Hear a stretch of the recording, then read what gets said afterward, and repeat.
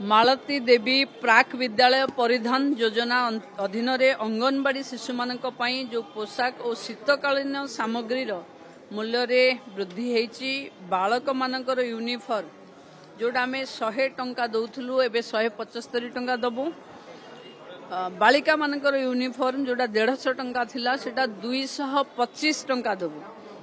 जोता और मोजा पाई जोटा आगु 100 टंका दौलू एवं 150 टंका दबू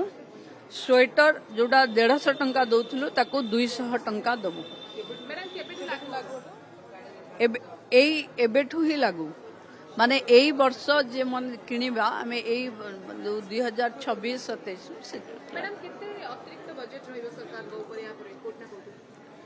एथिरे प्राय आमे जो 26-27